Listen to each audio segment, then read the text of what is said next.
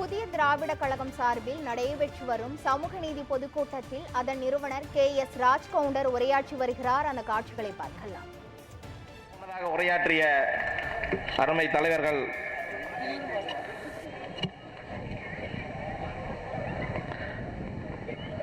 அன்பு சகோதரர் கொங்கு நாடு மக்கள் தேசிய கட்சியின் மாநில இளநிலை செயலாளர் அருமை சகோதரர் சூரியமூர்த்தி அவர்களுக்கும், என் பாசமிகு சகோதரர் நாடார்களின் எழுச்சி நாயகன் அண்ணன் ஹரிநாடார் அவர்களுக்கும், கர்ணத்தேவர் அகில இந்திய பார்வையீடு கட்சியோட தலைவர் அவர்களுக்கும், என் அருமை சகோதரர் பொல்லான் பேரவையோட தலைவர் சமூக நீதி கட்சியோட தலைவர் அன்பு சகோதரர் வடிவேல் ராமன் அவர்களுக்கும்,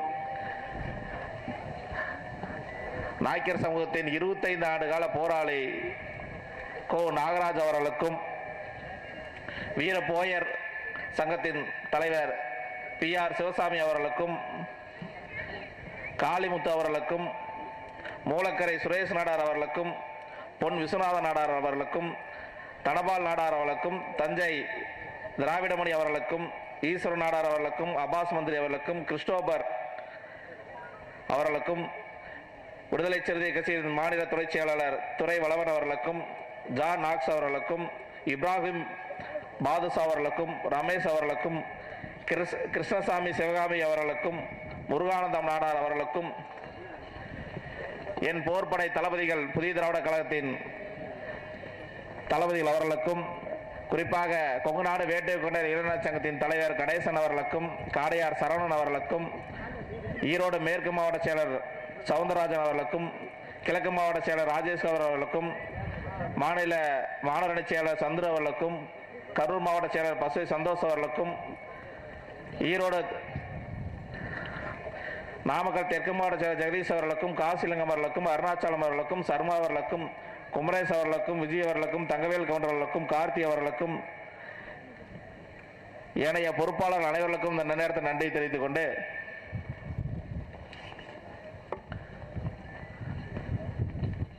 இங்க நாம கூடியிருக்கிற கூட்டம் எதுக்கு நீங்க எல்லாரும் தெரிந்து கொள்ளணும். மாண்புமிகு காமராஜர் புகழை பற்றி இந்த உலகமே பேசும். உலகமே பேசியது இந்த மேடையில் இருந்த அனைவரும் பேசினோம்.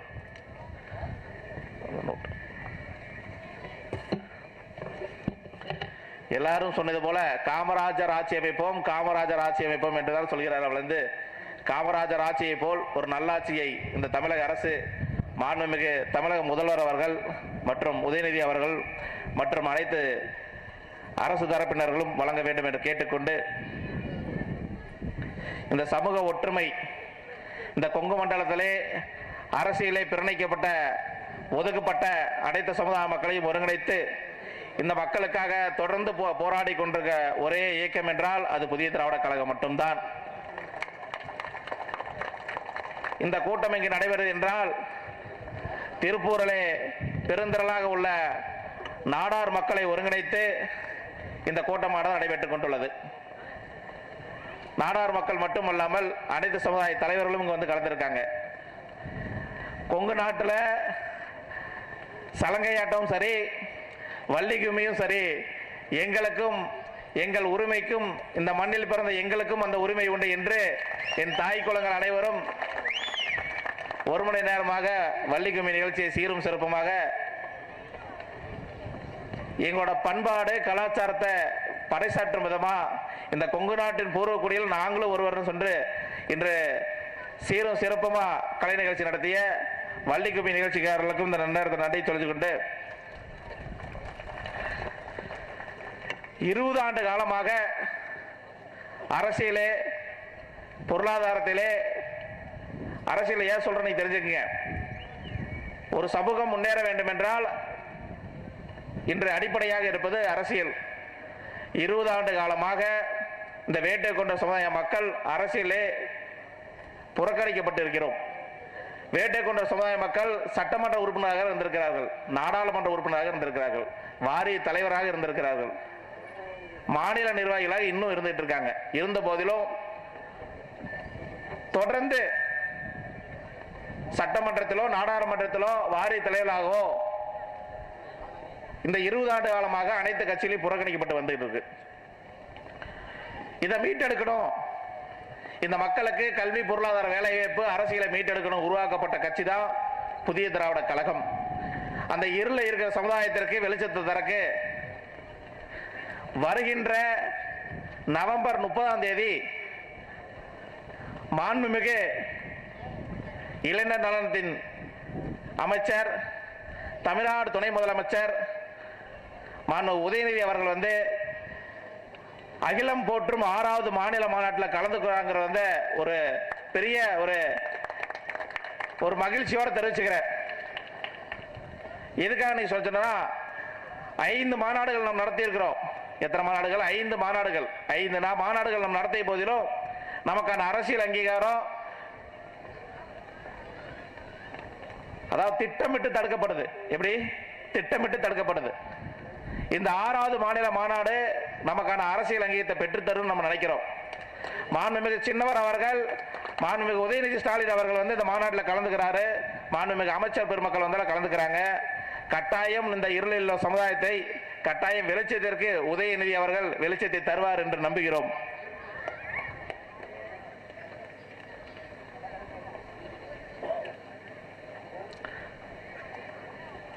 மாண்புமிகு தமிழக முதல்வர் அவர்களுக்கும் அதே போல தமிழக அரசுக்கு ஒரு அன்பான வேண்டுகோளை வச்சுக்கிறோம். என்ன சொல்லி பார்த்தா, ஜாதி வாரி கணக்கெடுப்பு நடத்த வேண்டும். இந்த கொங்கு மண்டலத்தில் மட்டும் இல்லை, இந்தியா முழுக்க தமிழ்நாட்டில் நீங்க ஜாதி வாரி கணக்கெடுத்து ஜாதி வாரி, அதாவது வேட்டை கவுண்டர் லெவலில் இருக்காங்க, கொங்கு வேளாளர் லெவலில் இருக்காங்க, அருந்திதி லெவலில் இருக்காங்க, நாடார் சமுதாய மக்கள் லெவலில் இருக்காங்க, பல்லர் இருக்காங்க, படையாட்சி இருக்காங்க, வன்னியர் லெவலில் இருக்காங்கன்னு சொல்லி அந்த மக்கள் தொகைக்கு ஏற்ப நீங்க அரசியலை பிரதித்துவம் தர வேண்டும். கொங்கு மண்டலத்திலே இதை நான் சொல்லித்தான் ஆகுது. நான் சொல்லினா வேற யாரும் சொல்ல முடியாது, சொல்றது இல்லை. அதனால நான் பதிவு பண்ணி தான் ஆகணும். தவறாக நடத்தி கொள்ள வேண்டாம். எஸ்சி தொகுதியை தவிர்த்து, எப்படி மாவட்டத்துக்கு ஒரு தொகுதியை தவிர்த்து குறிப்பிட்ட சமூகத்திற்கே வந்து எல்லா கட்சியுமே வந்து அங்கீகாரம் தரது எல்லா சமூக மக்கள்கிட்டையும் பெரிய ஒரு ஏமாற்றத்தை அளிக்கிறது. இந்த ஏமாற்றத்தை மாண்புமிகு தமிழக முதல்வர் அவர்கள் மாற்றி அமைப்பார் என்ற நம்பிக்கையில சமூகநீதி காவலராக திகழக்கூடிய மாண்புமிகு முதலமைச்சர் அவர்கள் சமூகநீதியை நிலைநாட்டுவார் என்ற நம்பிக்கை எங்களுக்கு இருக்கு. ஏன்னா அவர் வந்து ஒரு குறிப்பிட்ட இடங்களை கொங்கு மண்டலங்கள மாட்டு சமூகத்திற்கு, ஏன்னா ஈரோடு எடுத்துக்கங்க, முதலியார் சமூகத்திற்கு இன்னைக்கு சந்திரகுமார் எம்எல்ஏ இருக்காரு. அது மாதிரி நிறைய தொகுதிகள் நம்ம சொல்ல முடியும். இது மாதிரி மக்கள் தொகையின் அடிப்படையிலே அனைவருக்கும் சமநீதியை வழங்க வேண்டும் என்று கேட்டுக்கொண்டு,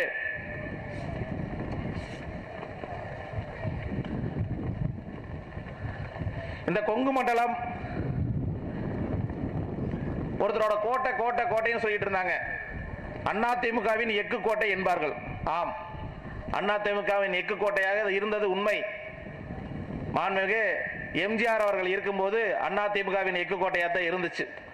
அம்மா அவர்கள் இருக்கும்போது இருந்துச்சு. இப்ப இருக்கிறது யாரு? எடுபடி எடப்பாடி. அதாவது நம்பிக்கை துரோகம் என்றால் யார் நமக்கு நினைப்பாரு? எட்டப்பன்னு சொல்லுவாங்க. இன்னைக்கு அது மறந்துருச்சு. இன்னைக்கு நம்பிக்கை துரோகினா யார சொல்றோம்?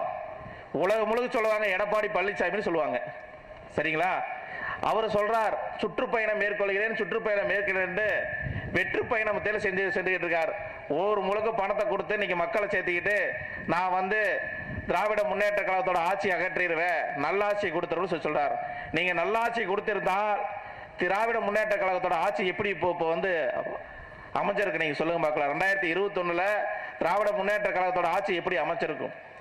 இதே பகுதியில் மேற்கு மண்டலத்தில் இப்போ பொறுப்பாளராக போட்டுக்கிற அன்பு சகோதரர் சொல்லின் செல்வர் செயலின் வீரர் செந்தில் பாலாஜி அவர்கள் வந்து இங்க மேற்கு மண்டலத்தை போடும் போதே முடிவு செய்யப்பட்டது. அதாவது 9 தொகுதிகளுக்கு கொண்ட கோவை மாவட்டத்தில் வேலுமணி கிங் மேக்கர் அப்படி சொல்றாங்க. அந்த 9 தொகுதியிலையும் வேலுமணி ஒரு பஞ்சாயத்து, சொந்த பஞ்சாயத்து கூட ஜெயிக்க முடியாது. அத்தனை தொகுதியிலையும் இன்னைக்கு திராவிட முன்னேற்ற கைப்பற்றிருக்கிற காரணம் அண்ணன் செந்தில் பாலாஜி அவர்கள் வந்து கடுமையா உழைச்சிருக்காரு. அவர் உழைச்சது மட்டும் இல்லாம அனைத்து கூட்டணி தலைவர்களும் எல்லாரும் இன்னைக்கு அவர்களோட ஒருங்கிணைச்சு நம்ம இருக்கிறோம்.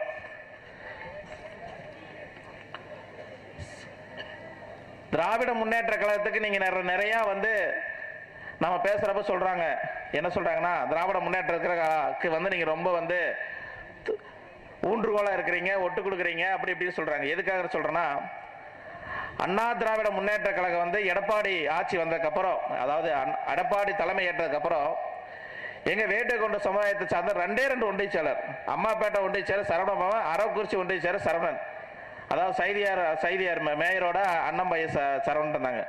அவர் வந்ததையும் முதல் செஞ்ச வேலை என்ன தெரியுமா? இந்த 2 ஒன்றிய செயலர் எடுத்தார். சிறந்த சாதி மானா செயலக்கூடிய எடப்பாடி பழனிசாமி, ஜாதி கட்சி நடத்தக்கூடிய எடப்பாடி பழனிசாமி வந்து ஜாதி கட்சி தான் நடத்துறான்னு சொல்றதுக்கு இது சிறந்த ஒரு எடுத்துக்காட்டு. வேட்டை கவுண்டர்கள் அரசியல் அங்கீகாரம் பெற்றுவிடக்கூடாதுங்கிறதுக்காக 2 ஒன்றிய செயலர் எடுத்தார். ஏங்க நீங்க திமுக ஆதரவு கொடுக்கணும்னு கேட்கலாம். இப்போ திமுக ஈரோட்டில் 2 ஒன்றிய செயலர் கொடுத்துருக்காங்க, நாமக்கல்ல 2 ஒன்றிய செயலர் கொடுத்துருக்காங்க. வருங்காலங்களில் சட்டமன்றத்திலையும் நாடாளுமன்றத்திலையும் அந்த கட்சியிலையும் முக்கிய பதவிகளை வகிப்பாங்கிற சொல்றத கட்டாயம் நான் கிடைக்க நம்புறோம். அதாவது கொங்கு மண்டலத்திலே அனைத்து சமுதாய மக்களையும் ஒருங்கிணைக்கிறதுக்கு காரணம் நீங்க எல்லாரும் தெரிஞ்சுக்கணும். எந்த சமூக மக்களையும் ஒரு பிரச்சனைன்னு சொன்னா போய் தட்டி கேட்கறதுக்கு இந்த அமைப்பும் கிடையாது. நான் 2010 கொங்கு நாடு வேட்டை கொலைச்சங்க ஆரம்பிக்கிறப்போ என்னோட மனசுல நான் நினைச்சு நான் சொல்றேன், இந்த வேட்டை கொண்ட சமுதாய மக்களுக்கு தான் அரசியல் அங்கீகாரம் இல்லை அப்படின்னு நினைச்சுதான் சங்கம் ஆரம்பிச்சோம். நான் அதை புரிஞ்சுக்கிறதுக்கு 2018 வரைக்கும் இதை நான் புரிஞ்சுக்கல. அரசியல் வந்து செயல்படும் போது தான் தெரியுது, கொங்கு மாவட்டத்தில் இருக்கிற செட்டியாரும் சரி, முதலியாரும் சரி, வண்டியரும் சரி, அனைத்து சமுதாய மக்களும் அரசியல் அங்கீகாரம் இல்லாமல் இருக்காங்க. அந்த அரசியல் அங்கீகாரத்தை பெற்றுத்தரணும்னு சொல்லித்தான் 2018ஆம் ஆண்டு புதிய திராவிட கழகம் நாம் ஆரம்பிச்சோம். அந்த அமைப்பை ஆரம்பிச்சதுக்கு அப்புறம் தான் கொங்கு மண்டலத்தில் இருக்கிற அனைத்து சமுதாய மக்களுக்கும் நம்ம பொறுப்புகள் கொடுத்தோம். அதுக்கு சாட்சி தான் இன்னைக்கு இமானுவேல் நாடாருங்க வந்து இந்த பகுதியில் ஒரு கூட்டம் நடத்தி காங்கேயத்தில் இவ்வளவு மக்கள் இன்னைக்கு ஒன்று திரக்கிறோம்னு சொல்லிப்பானா, அதுக்கு காரணம் சமூக நீதி நம்ம உண்மையா பின்பற்றோம். இந்த 20 ஆண்டு காலமாக எங்கூட இன்னைக்கு வந்து பயணிச்சுக்கிட்டு எல்லா நிர்வாகிகளையும் நம்ம சொல்லக்கூடிய ஒரே ஒரு விஷயம், இந்த கூட்டத்துக்கு ஒரு 100 ரூபா செலவு யாருக்கு பணம் வாங்கி நம்ம இந்த கூட்டத்தை சேர்த்துல ஒவ்வொருவரும் ஒவ்வொரு கூட்டத்திற்கு தங்களோட சொந்த பணத்தை கொடுத்து வரக்கூடிய கட்சி தான் புதிய திராவிட கழகம். வாடகை கார்லயோ இல்ல வாடகை ஆள்லயோ ஆள் சேர்த்து கூட்டிட்டு வந்து கட்சி நடத்த வேண்டிய அவசியம் புதிய திராவிட கழகத்துக்கு கிடையாது. அப்படி ஒரு காலம் என்னைக்கு வராது. ஏன்னா இந்த 20 ஆண்டு காலமாக இந்த மக்களுக்காக இரவு பகல் பாலாம நம்ம உழைச்சிருக்கோம், நல்லது கெட்டதுக்கு போய் நின்றுக்கிறோம். அது நின்றதுனாலதான் 6வது மாநில மாநாடு தேதி என்னால் அறிவிக்க முடியுது. நான் சென்னையில் இந்த மாநாடு திட்டமிட்டிருந்தேன். மாண்புமிகு சின்னவர் அவளை வந்து நம்ம கூட்டிட்டு இருக்கும்போது மாண்புமிகு செந்தில் பாலாஜி நாட்டை சொல்லும் போது அவங்க சொன்னாங்க, நீங்க கொங்கு மண்டலத்தில் மாநாடு போடணும்னு சொன்னாங்க. கொங்கு மண்டலத்தில் வருகின்ற நவம்பர் 30ஆம் தேதி ஈரோட்டில் அகிலம் போற்றும் 6வது மாநில மாநாடு நம்ம நடத்துறோம். தமிழ்நாட்டில் இது மாதிரி ஒரு மாநாடு இது வரைக்கும் யாரும் நடத்த முடியாத அளவுக்கு நாம் நடத்தி காட்டுறோம்.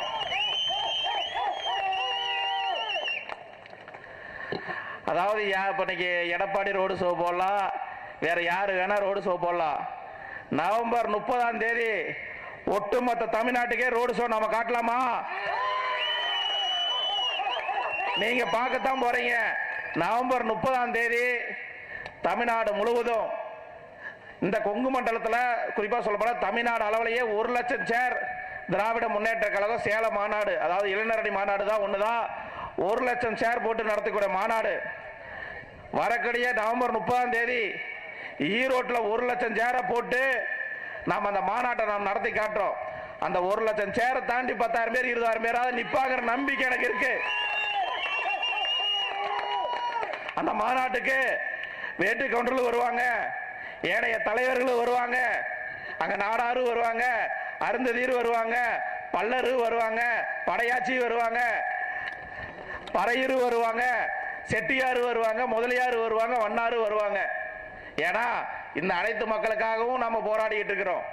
இங்க அரசியல் பிரதிநிதித்துவம் இந்த மக்களுக்கு கிடைக்கும் நம்ம சொல்றோம். ஏன் ஜாதிவாரி கணக்கெடுக்கும் நம்ம சொல்றோம். ஜாதிவாரி கணக்கெடுத்து ஒரு பஞ்சாயத்துல எல்லா பஞ்சாயத்துலயும் வந்து எல்லாருமே வந்து ஒரே குறிப்பிட்ட சமுதாயம் இருந்துட மாட்டாங்க. ஜாதிவாரி மக்கள் தொகை கணக்கெடுத்தா எந்தெந்த பஞ்சாயத்துல யாரா இருக்காங்களோ அவங்களுக்கு ஒரு சேர்மன் கொடுக்கலாம், ஒரு மாவட்ட கவுன்சிலர் கொடுக்கலாம், மாவட்ட செயலாளர் கட்சியில் கொடுக்கலாம். இது மாதிரி வந்து சாதிவாரி மக்கள் தொகை கணக்கெடுப்பு எடுக்கணும்னு சொல்ற அவசியம் என்னன்னா, இங்க அரசியல் பிரதிநிதித்துவம் இல்லாம எல்லா சமூகமும் இன்னைக்கு கடந்திருக்கு. எல்லாம் மனசுல வச்சுதான் அன்னைக்கே காமராஜர் முடிவு பண்ணிட்டார். இந்த சமூக மக்களுக்கு தனி மனித சுதந்திரம் தான், தனி மனித வெற்றி தான், தனி மனித முன்னேற்றம் தான் இந்த சமுதாய மக்களுக்கு முன்னேற்றம் தரும் சொல்லி கல்வியை கையில் எடுத்தார். இன்னைக்கு கல்வியை கையில் எடுத்தங்காட்டி தான் இன்னைக்கு இந்தியாலேயே டாப் 10லயே நாடார் சமுதாய மக்கள் இன்னைக்கு 10 பட்டியல் எடுத்து போட்டாலும் சரி, உலக பட்டியல் எடுத்து போட்டாலும் சரி, இன்னைக்கு நாடார் மக்கள் வந்து இன்னைக்கு திறம்பட வந்திருக்கான்னு சொல்லி சொன்னா அதுக்கு காமராஜர் போட்ட விதை. காமராஜர் வந்து நாடார் மக்கள் மட்டும் கிரெடிட் எடுத்துட முடியாது. அவர் எல்லா சமுதாயத்துக்காக தான் போராடினாரு, ஒட்டுமொத்த தமிழ்நாட்டுக்காக தான் போராடினாரு.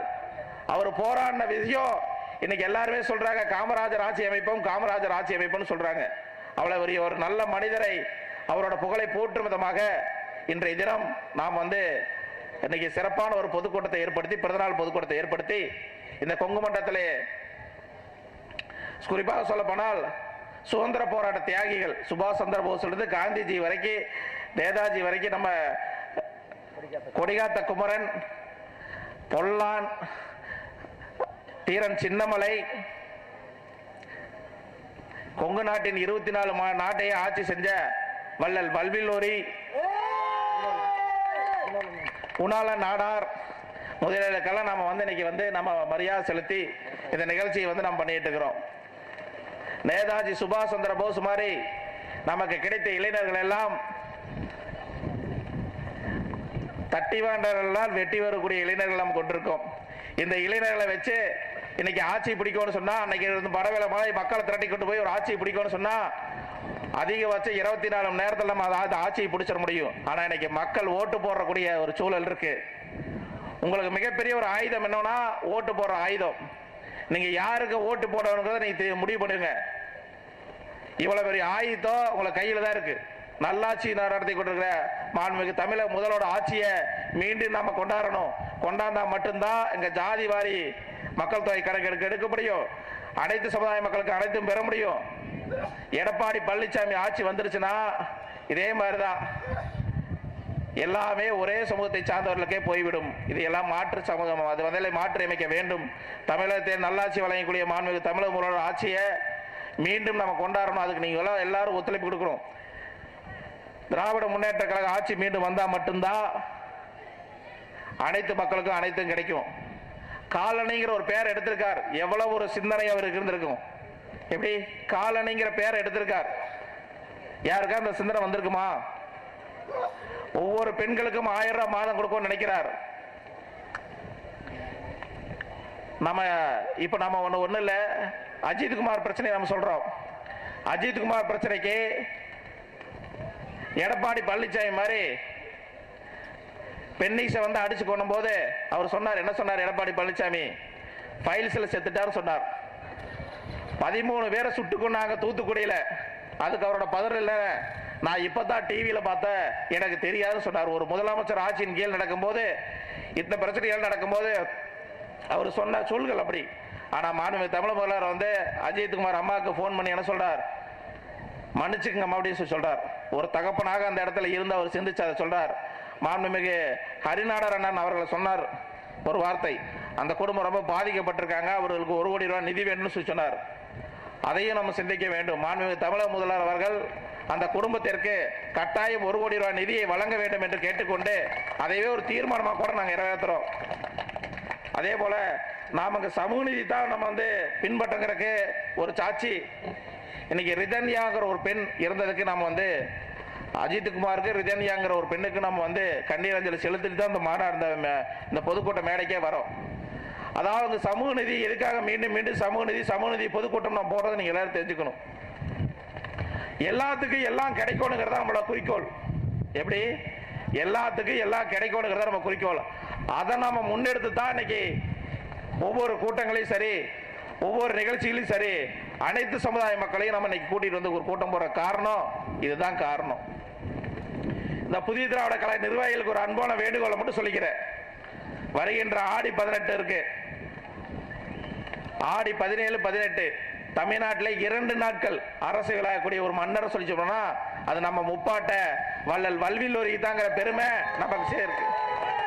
அந்த வல்வில்லோரிக்கு 2 நாட்கள் அரசு விழா எடுத்த மாண்புமிகு முத்தமிழறிஞர் டாக்டர் கலைஞர் அவர்களுக்கு இந்த நேரத்தில் நன்றி தெரிவிச்சுக்கிறோம்.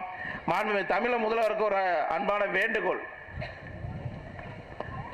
கடந்த 2021 ஆண்டு வந்து சித்தூரில் நடைபெற்ற பிரச்சார கூட்டத்தில் வந்து மாண்புமிகு தமிழக முதல்வர்கள் வந்து வள்ளல் வல்வில்லோரிக்கு மணிமண்டபம் அமைக்கிறதா சொல்லியிருந்தார். இதுவரைக்கும் அமைக்கப்படவில்லை. மாண்புமிகு தமிழக முதல்வர் அவர்கள் வள்ளல் வல்வில்லோரிக்கு மணிமண்டபம் அமைத்து எப்படி கலைஞர் ஐயா அவர் வந்து அவரே தன்னோட பொற்காரங்களால் அந்த சிலையை திறப்புலா செய்தாரோ அதே போல மாண்புமிகு தமிழக முதல்வர் வந்து அந்த சிலையை திறப்புலா செய்ய வேண்டும் என்று அன்போடு கேட்டுக்கொண்டு தீர்மானம் கட்டி கொடுங்க. அதே போல ஒரு மாநாடு தேதி போடுறோம்னா மாநாடு நன்றி அறிவிப்பு தேதி கூட நம்ம சொல்லியிருக்கிறோம். டிசம்பர் 21ஆம் தேதி சென்னையில் நம்ம மாநாடு போடணும்னு சொல்லியிருந்தோம். அதே டிசம்பர் 21ஆம் தேதி மேல்மருவத்தூர்ல ஸ்ரீ பத்மாவதிங்கிற மண்டபத்தில் டிசம்பர் 21ஆம் தேதி மாநாடு நன்றி அறிவிப்பு கூட்டம் போட்டிருக்கிறோம். மாநாடு நவம்பர் 30ஆம் தேதி, நன்றி அறிவிப்பு கூட்டம் டிசம்பர் 21ஆம் தேதி. வருகின்ற சட்டமன்ற தேர்தலில் நீங்கள்லாம் ஆவலோட எதிர்பார்க்கிற விஷயத்தை நான் சொல்லிடுறேன். 2026 புதிய திராவிட கழகத்தின் சார்பாக சட்டமன்றத்திலே நம்மளோட குரல் கட்டாயம் ஒலிக்கும் என்பதை இந்த நேரத்தில் பதிவு செஞ்சுக்கிறேன். கட்டாய திராவிட முன்னேற்ற கழகம் நமக்கான அங்கீகாரத்தை கொடுப்பாங்க, நமக்கான சீட்டை ஒதுக்கி தருவாங்க நம்பிக்கை நம்ம இருக்கு. இந்த கூட்டத்தின் வாயிலாக திராவிட முன்னேற்ற கழகத்தை நம்ம வந்து கூட்டணியில் வச்சுட்டு இருக்கிறோம். கூட்டணியில் இருக்கிறதுக்காக நமக்கு தமிழ்நாடு சீர்மரபினர் நலவாரிய உறுப்பினர் என்ற பதவி வழங்கியிருக்காங்க. வருகின்ற சட்டமன்ற தேர்தலில் குறைந்தபட்சம் 3 சட்டமன்ற தொகுதியில் மாண்புமிகு தமிழக முதல்வர் அவர்களும் மாண்புமிகு சின்னவர் அவர்களும் வழங்க வேண்டும் என்று ஒரு கோரிக்கையை வச்சுக்கொண்டு தொடர்ந்து அரசியலை புறக்கணிக்கப்பட்ட இனமாக இருந்தக்கூடிய இந்த இனங்கள் அரசியலை பங்கு பெற வேண்டும். பங்கு பெற வேண்டும் என்றால் இளைஞர்கள் துடிப்புடன் நீங்கள் செயல்பட வேண்டும். செயல்பாட்டால் மட்டும்தான் நமக்கான அரசியல் அங்கீகாரம் கிடைக்கும். 20 ஆண்டு காலமாக கடுமையாக உழைத்துள்ளோம். வருகின்ற இந்த மாநாட்டை நவம்பர் 30ஆம் தேதி மிக பிரமாண்ட மாநாடாக நாம் நடத்தி காட்ட வேண்டும். அந்த மாநாட்டிலே அனைத்து சமுதாய மக்களோட நீங்க வந்து நட்பா பழக வேண்டும். அனைத்து சமுதாய மக்களும் உங்களுக்கு நண்பர்களாகத்தான் இருக்க வேண்டும். நமக்கு அதாவது நீங்க ஒரு சமூகத்தை நீங்க எதிரியா மட்டும் என்னைக்கு நினைச்சிடாதீங்க. அவர்கள் வந்து அப்படி நீங்க நினைச்சா கூட அந்த எதிரிக்கு தரக்கூட பரிசு என்ன தெரியுமா? அவங்களோட வெற்றி. அயராது உழைச்சு அந்த சமூகத்துக்கு நிகரா நாம வந்து வாழ்ந்து காட்ட வேண்டும் என்கிறத மட்டும் மனசுல வச்சுக்கிட்டு நாம அயராது பாடுபட வேண்டும். இந்த 6 மாசம் இன்னொரு 8 மாசம் தான் இருக்கு. இந்த 8 மாசம் தான் இந்த சமூக நீதி, அதாவது இந்த நம்ம சமூகத்திற்கான மாற்றத்தை அரசியல் அங்கீகாரத்தை பெறக்கூடிய நாட்கள் வெறும் 8 மாசம். இன்னும் ஷார்ட்டா சொல்ல போனா 5 மாசம், டிசம்பர் மாசத்துக்கு அப்புறம் மிகவும் வேற மாதிரி ஒரு கலை உருவாயிருக்கு. அதே போல நீங்க எல்லாரும் ஒரு மனசுல ஒரு விஷயத்தை வச்சுக்கங்க. ஒவ்வொரு சமூக தலைவரும் இருக்கிற எல்லா தலைவருக்கும் சொல்லிக்கிற இவர்கள் எல்லாம் சமூகத்திற்காக பாடுபட்டவர்கள். இந்த எலெக்ஷன் நேரத்தில் தேர் திருவிழாவில் வந்து ஒரு நாள் வந்து ரங்கநாட்டம் போடுவாங்க, விளையாட்டு போட்டி நடத்துற மாதிரி நேற்று மலையில முளைச்ச காளான்கள் மாதிரி நிறைய பேர் வருவாங்க. அவர்களெல்லாம் நீங்கள் புறந்தள்ளி இந்த சமூகத்திற்காக யார் உழைக்கிறார்களோ, யார் இந்த சமூகத்திற்காக அயராது பாடுபடுகிறார்களோ, இந்த சமூகத்திற்கு யார் பிரச்சனை என்று வந்து நிற்கிறார்களோ, இந்த சமூக தலைவர்களை எல்லாம் நீங்கள் அடையாளம் கண்டுகொண்டு இந்த சமூக தலைவர்களை எல்லாம் உயர்த்திட உங்களுடன் புதிய திராவிட கழகம் நிற்கும் என்பதை தெரிந்து கொண்டு நமக்கான அரசியல் அங்கீகாரம் நமக்காக நாம் போராடவில்லை என்றால் யாரும் பெற்று தந்துவிட மாட்டார்கள். அதனால் நாம தான் எதா இருந்தாலும் போராடி பெற வேண்டும். இந்த சமூகத்திற்கு கல்வி, பொருளாதார, வேலை வாய்ப்பை நிர்ணயம் செய்வது அரசியல். அந்த அரசியலை நாம் பெற்றுவிட வேண்டும். அதற்கு நீங்கள் அயராது பாட வேண்டும் என்று கேட்டுக்கொண்டு, இதே போல இன்னைக்கு இந்த கூட்டம் எத்தனையோ பேர் சொல்லியிருப்பாங்க, மழை வந்துடும், இடி வந்துடும், இடாது வந்துடும், இது வந்து சொல்லிடுவாங்க. கருங்காடா கருப்பணசாமி துணையோட தான் இந்த கூட்டம் மிகவும் எழுச்சியாக நடைபெற்று இருக்கு. ஒரு சொட்டு மழை இல்லை. நாம எந்த கூட்டம் போட்டாலும் ஒரு சொட்டுக்கு மழை இருக்காது. கருங்காடா கருப்பணசாமி இன்னைக்கு ஆசையோட தான் இந்த கூட்டம் மிக பிரமாண்டமாக நடந்துட்டு இருக்கு. கருங்காடா கருப்பணசாமிக்கு கட்டாயம் இன்னைக்கு கருங்காடா கருப்பணசாமிக்கு நம்ம கோர்ட்டில் போய் தான் இன்னைக்கு ஒரு தீர்வு காலம் இருக்கு. கட்டாய கருங்காடா கருப்பணசாமி அவரே மீட்டுக்குவார். அதற்கு நாம எப்போ உறுதுணை இருப்பாங்க சொல்லிக்கிட்டு எப்பொழுதும் நமக்கு உறுதுணையாக இருக்கக்கூடிய அனைத்து போர்ப்படை தலைவர்களுக்கும் புதிய திராவிட கழக நிர்வாகிகளுக்கும் கொங்கு நாடு வேட்டைக்கொண்ட இலட்சங்க நிர்வாகிகளுக்கும் இந்த நேரத்தில் நன்றி தெரிவித்துக் கொண்டு, எனக்கு பின்னாடி நிறைய தலைவர்கள் பேசியிருக்காங்க. நிறைய நலத்திட்ட உதவிகள் இருக்கு. இதையெல்லாம் நம்ம தொடர்ந்து செல்வோம். தொடர்ந்து நம்ம இந்த கூட்டத்தை நம்ம தொடர்ந்து செல்வோம். அடுத்து மாநாடு இருக்கு. மாநாடு தமிழ்நாட்டிலே மிக பிரமாண்டமான மாநாடு ஈரோட்டிலே நடைபெறும். ஈரோட்டில் எப்போ நடைபெறுங்கிறத நவம்பர் 30ஆம் தேதி நடைபெறும். 30ஆம் தேதி எந்த இடத்துல நடைபெறுங்கிறத மாண்புமிகு அமைச்சர் பெருமக்களோட கலந்து கொண்டு கூடிய விரைவில் அறிவிப்போம். எல்லாரும் குடும்பத்தோட கலந்து கொண்டு விழாவை மாநாட்டை சிறப்பிக்க வேண்டும் என்று கேட்டுக்கொண்டு, மீட்டெடுப்போம் சமூக நீதியை மீட்டெடுப்போம் என்று கூறிக்கொண்டு, எனக்கு வாய்ப்பளித்த அனைத்து சமுதாய தலைவர்களுக்கும் தொண்டர்களுக்கும் மகளிர் சொந்தங்களுக்கும் இந்த நேரத்தில் நன்றி தெரிவித்துக் கொண்டு, வீழ்வது யாராக இருந்தாலும் வெற்றி பெறுவது நாம இருக்க வேண்டும் என்று கேட்டுக்கொண்டு, அனைத்து சமூக நீதி தலைவர்களுக்கு மேடையில் வைத்திருக்கிற அனைத்து சமூக நீதி தலைவர்களுக்கும் இந்த நேரத்தில் நன்றி தெரிவித்துக் கொண்டு, நமக்கான அரசியல் அங்கீகாரம் நமக்கு உறுதியாக கிடைக்கும் என்று கேட்டுக்கொண்டு, 2026 வெற்றி என்பது உறுதி செய்யப்பட்ட வெற்றி. 2026 நமது சட்டமன்றத்தில் நமது குரல் ஒலிக்கும் என்று கூறிக்கொண்டு, வீழ்வது யாராக இருந்தாலும் வெற்றி பெறுவது நாம இருக்க வேண்டும் என்று கூறிக்கொண்டு உங்களிடமிருந்து விடைபெறுகிறேன். நன்றி நன்றி நன்றி.